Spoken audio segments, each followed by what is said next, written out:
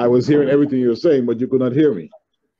Yes. So let me start by thanking your technicians for patching me in from St. John's to Kingston or to Jamaica, land of wood and water, and to express my gratitude to the JCS for your invitation. I want to start by, or continue rather, by insisting just how timely and important this forum is as we seek to upscale and educate our respective societies on the critical and relevant ICT matters which dominate today's world. I'm indeed honored to be invited to speak at this virtual conference to share with you my thoughts on, among other things, the Relocate Antigua program, as well as critical topics such as data privacy, broadband, and financial access. The goal of the event, as I understand it, is to enable our society to learn, earn, and access global experiences and opportunities using technology. And this, of course, is quite realistic and achievable with far-reaching impacts on the UN Sustainable Development Goals and with significant implications for future and sustainable development of our nations. I therefore sincerely appreciate the effort made by JCS for organizing this forum and for bringing together key speakers that will ensure that this event is a memorable one. This year, 2020, has been the most challenging year for every person on planet Earth. And though we have been and will continue to be in this together, we must not only survive, but we must resolve to triumph through adversity to become more resilient. To do this, we need events such as this, which will help to focus on what is the most important, that are upskilling our public servants, our communities, and providing solutions for at-risk industries, including agriculture and tourism, and assisting our most vulnerable in society.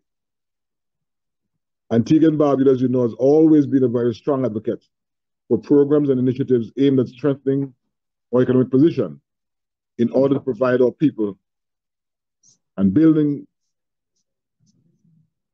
capacity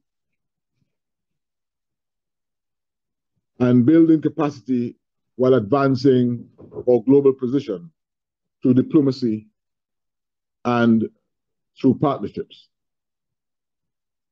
Programs such as the CIP, that's Citizen by Investment Program, the Digital Nomad Program, and the Relocate Antigua programs are all designed to meet and surpass these objectives.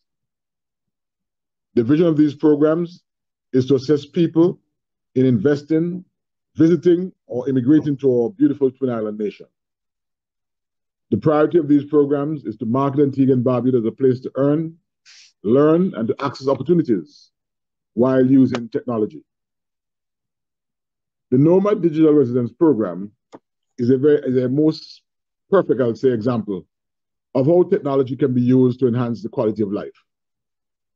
This program is designed for persons whose work can be done remotely and who are desirous of doing so from a safe jurisdiction with access to modern amenities, including a sound telecommunications infrastructure. Antigua and Barbuda's telecom system is seamlessly linked to the rest of the world and places us in an advantageous position to attract persons seeking a safe environment in which to work and to live. The use of technology, therefore, in this program will provide eligible persons with the option to escape and work remotely, where they can enjoy easy access to financial services, supermarkets, restaurants, 365 beaches, and this is no exaggeration, 365 beaches, historic sites, fine dining, restaurants, magnificent landscape, gym, water sports, fishing, deep sea diving. And this program allows this to happen for at least 2 years in the first instance. Consequently, those persons who rent, they will rent accommodation, lease motor vehicles, shop in supermarkets, eat in restaurants, visit places of entertainment, and in a real way, help to put money in the pockets of Antiguans and Barbudans while aiding the economic recovery in this post-COVID fight. Another advantage of our NDR program is our investment in modern medical facilities, including a state-of-the-art infectious disease clinic and the personal protective equipment for a brigade of medical personnel. You will know that Antigua and Barbuda, like other Caribbean countries, have signed an agreement with Cuba to provide medical assistance in this COVID period. And so the creation of an infectious disease center staffed by persons who are well trained is an added advantage to our NDR program as persons seek to find comfort and find safe places during this global pandemic. Our management of the virus, I'm sure, is well known to my Jamaican audience. Very small numbers. We at one time had as many as 39 and went to as low as 1. Today we have 6 cases of persons with the virus in Antigua and Barbuda. The Relocate program, which you would mention in the invitation, along with the CIP program, those offer more long-term options where persons can relocate to Antigua, I would dare say permanently. It is important to note that regardless of the duration of these programs, they all bring significant opportunities in terms of revenue, investment, banking, and digital assets to our country, and has allowed our people to be exposed to new innovative technology and business operations. We are also aware by now that the world is changing and becoming more digitized. As a result, so too are the digital industries at the forefront of our economies. Antigua and Barbuda, through legislation and government backing, have embraced the iGaming, blockchain, and cryptocurrency industries. And we value them very highly as being attractive to investors looking for opportunities in our economy. These programs are also highly attractive to individuals interested in exquisite real estate. Antigua and Barbuda have some of the most picturesque scenes in the Caribbean. And as I will mention, 365 beaches, accounting for 1 for each day of the year.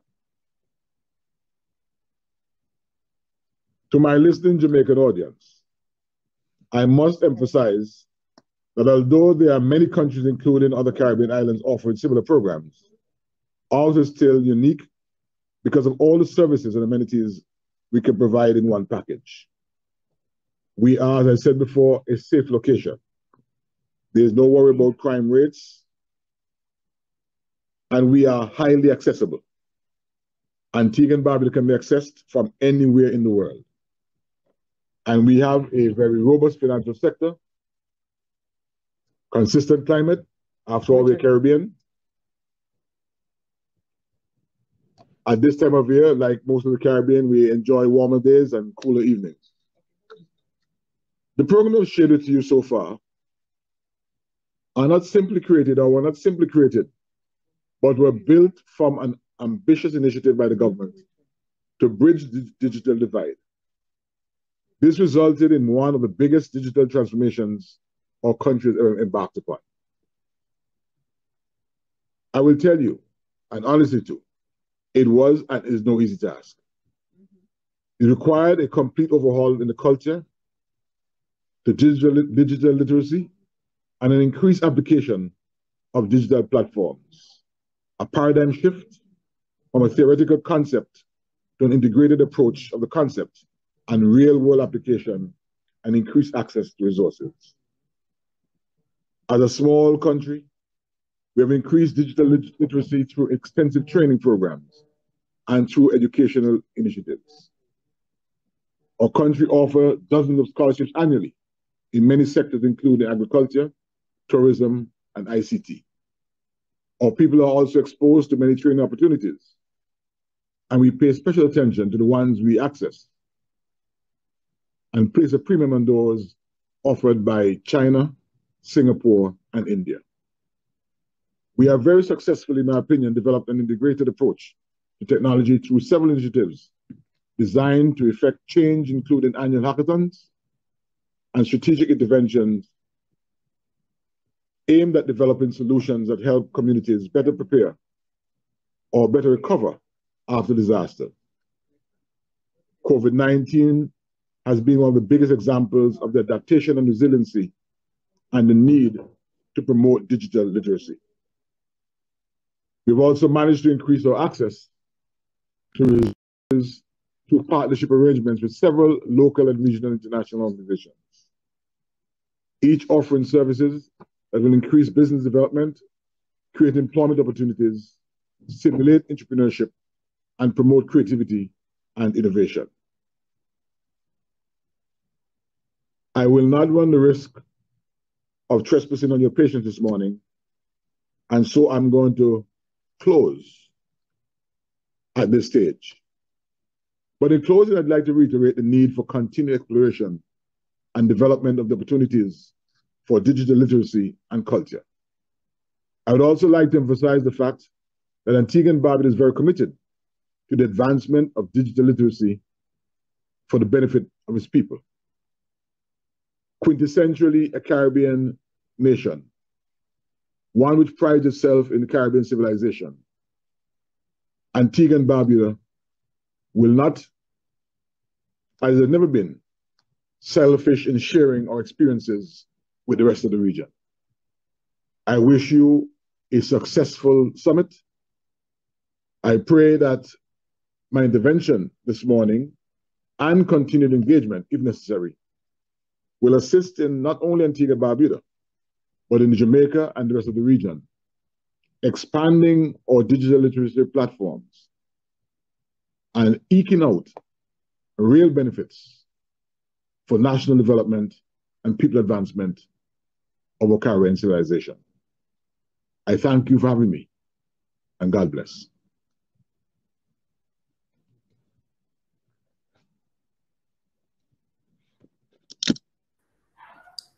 Thank you, Minister Greene.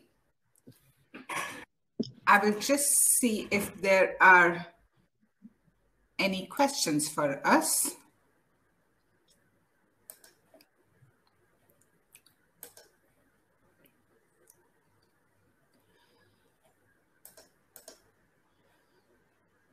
I'm not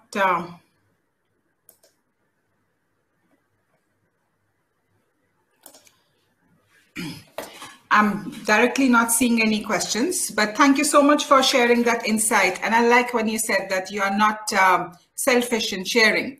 And that's very, very important as a region.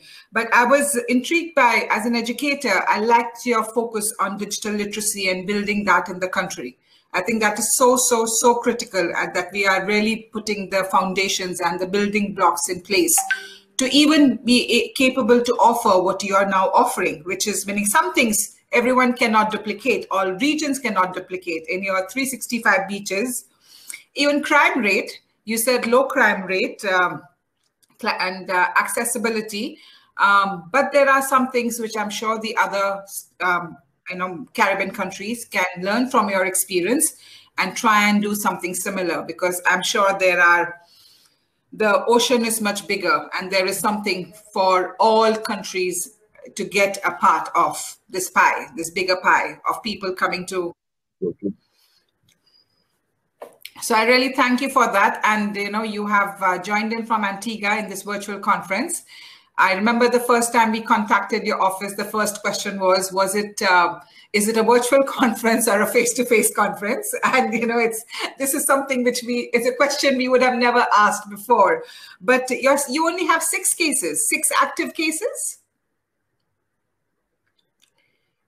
That's correct. Last week we had 4, then we had an additional 2 this week. Again, COVID is so live a process, so to speak, that the number of cases will fluctuate from time to time. The management of it is very important to us, and so we continue through the insistence in the protocols to ensure that there's safety. I'll tell you another reason why we're so gung-ho about the management at the stage. Like Jamaica, we're now in the winter season, which is supposed to be a significant income period for economies. And so ensuring that whatever residual benefits we can have in this COVID period, we are very, very, very adamant on the observance of the protocols on the part of our local population. For visitors coming, we have created biosecure spaces in several hotels. Not all our hotels are open because not all are part of the program, but for those that are open, we have created biosecure spaces. And so we have created very deliberately that environment of safety, which allows for numbers like we currently have. And we continue assiduously to manage and to insist on the observance of the protocols. There are a few questions for you. I'm going to just read one out to you. What is the process to apply for a digital nomad visa for Antigua? There is a website which is managed by the Immigration Department, a part of my ministry. One could go to that site and make the application. The questions are pretty straightforward. Security, we pride ourselves, as you have heard me speak, on being a secure place. And so much of the questions really have to do with national security issues, ensuring that persons who become a part of the Nomad program recognize the importance that we place, the premium place on national security. There's need for insurance. But again, the easiest answer to that question is to invite persons to go online to the site where the questions are there. The visa is valid for 2 years, and it allows all the services I mentioned in the presentation, which are, again, part of a package we put together.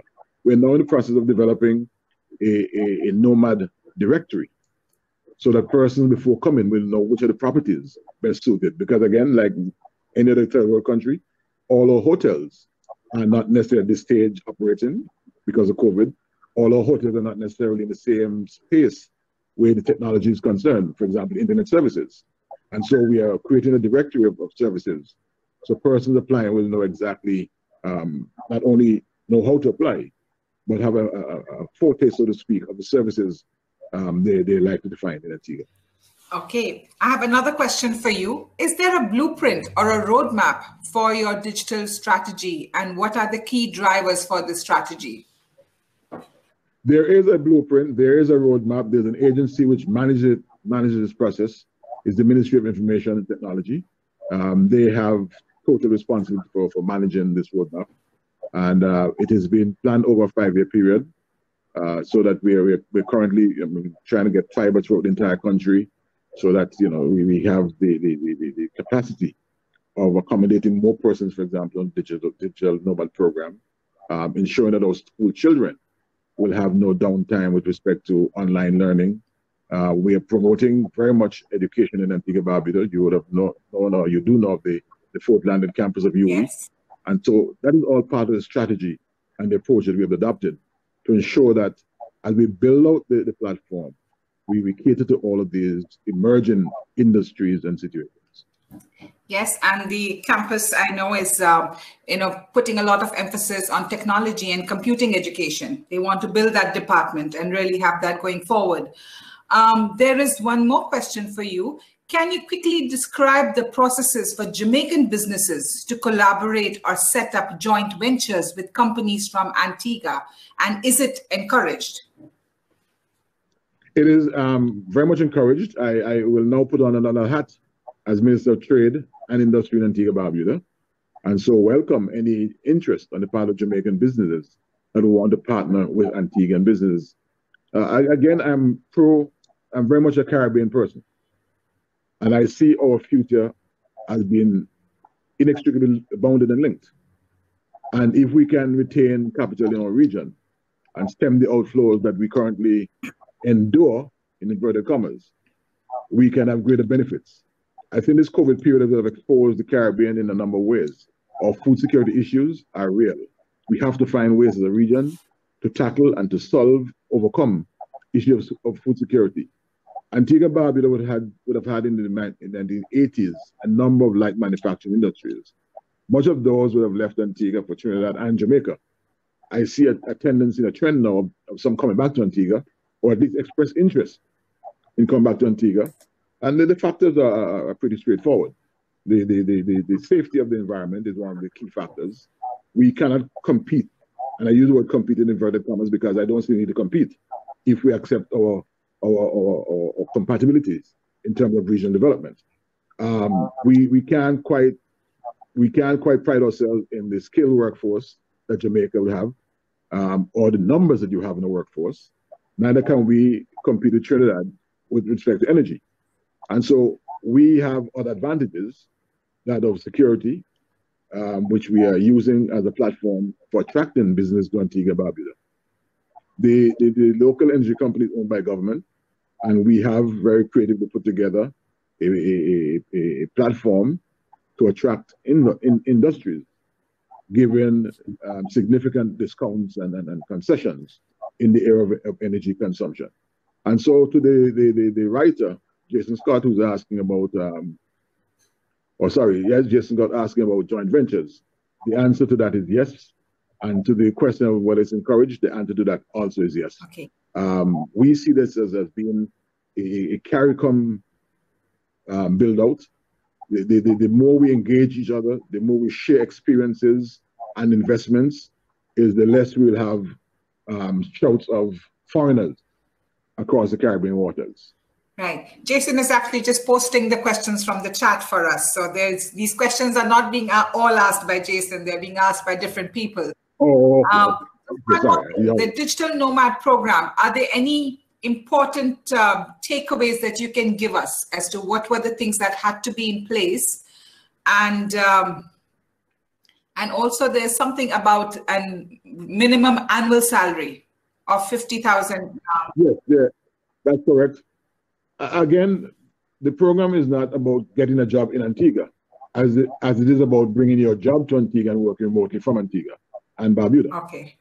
The cap of 50,000, the threshold of 50,000, is to ensure that persons coming to Antigua and Barbuda would have the wherewithal to maintain themselves while residing here on island. It's a multiple visa, so one could, over the 2-year period, go and come as much as they feel necessary. We also see it as another way of tackling the tourism issues. I don't think post-COVID tourism will be quite what we have known it to be prior. And so the Nomad program is also seeking to attract persons to Antigua and Barbuda for extended periods. And the fact that it's a multiple visa means that one can go and come as often he or she chooses. Again, the benefits are not necessarily come to government, because the government fees are very, very low. It's like $15,000 US single, $20,000 double, or something like that, something in that range. But the benefits will really accrue to downstream in the economy, where those persons come in will have to, first of all, connect to an internet service provider. They'll have to rent a property, be it a hotel room or Airbnb or some other type of accommodation. They will invariably rent vehicles. Minister, you've chipped out a little bit. And they lease properties, and they will go into domestic services. Minister, you've chipped out a little bit. And so we see that a way of positively impacting the economy in this particular period. The numbers, I must tell you, are interesting. As interesting as the numbers are, I should also tell you that a number of persons who applied on the, and that what they're reading about rather was that there were jobs in Antigua for the take, when the program is not really about getting a job in Antigua, as it's about bringing your job to Antigua, Right. Moving from your COVID hotspots wherever you may be, or for whatever reason you want to relocate, finding Antigua and Barbuda a place where you can work comfortably from, with all of the amenities, all of the IT support services you require from paradise. So basically you're providing a smart environment and a beautiful environment with the beaches and the climate, so that people can relocate and come and work from Antigua and Barbuda. So that was, very, very useful for all of us, I think. And I now see why $50,000 US as a threshold for people's income, just to see that people who are coming in are actually do have a livelihood to earn from Antigua. Thank you so much, Minister. I know you're probably a busy man trying to put your digital nomad strategy and all the various immigration and trade and policies into action. So thank you for joining in. So I think